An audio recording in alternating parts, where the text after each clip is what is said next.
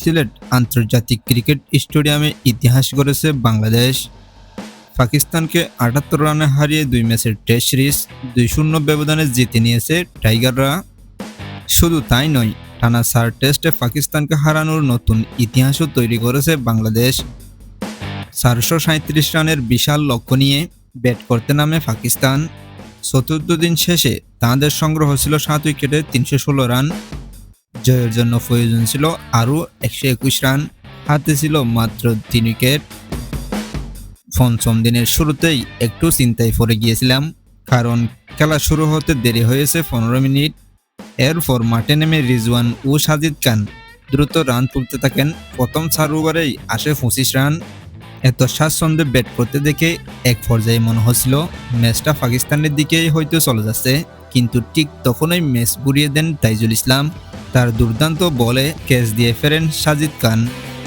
২৮ run করা সাজিদের বিদায়ী ভাঙে গুরুত্বপূর্ণ ৫৪ রানের জুটি। এর পরের ওভারেই আঘাত করেন শরীফুল। ৯৪ রান করা মোহাম্মদ রিজওয়ান ক্যাচ দিয়ে ফিরলে জয়ের খুব কাছাকাছি পৌঁছে যায় বাংলাদেশ। শেষ দিকে শাহজাদ ও মোহাম্মদ আব্বাস লড়াই করার চেষ্টা করলেও সেটা বেশিক্ষণ টিকেনি। তাইজুল ইসলামের বলেই শেষ উইকেটের পতন হয়, আর ৩৫৮ রানে অল আউট হয়ে যায় পাকিস্তান। এই ম্যাচে দুর্দান্ত বোলিং করেছেন তাইজুল ইসলাম। দ্বিতীয় ইনিংসে নিয়েছেন ৬ উইকেট, আর পুরো ম্যাচে ৯ উইকেট নিয়েছেন তাইজুল। এটা তার টেস্ট ক্যারিয়ারে ১৮তম ৫ উইকেট পাওয়া। ব্যাট হাতে প্রথম ইনিংসে দলের বিপর্যয়ের মধ্যে ১২৬ রানের অসাধারণ ইনিংস খেলেন লিটন দাস। তার এই ইনিংসই বাংলাদেশকে ম্যাচে ফিরিয়ে আনে। ম্যাচ সেরাও হয়েছেন লিটন দাস। আর পুরো সিরিজে অসাধারণ পারফরমেন্সের জন্য সিরিজ সেরা হয়েছেন মুশফিকুর রহিম।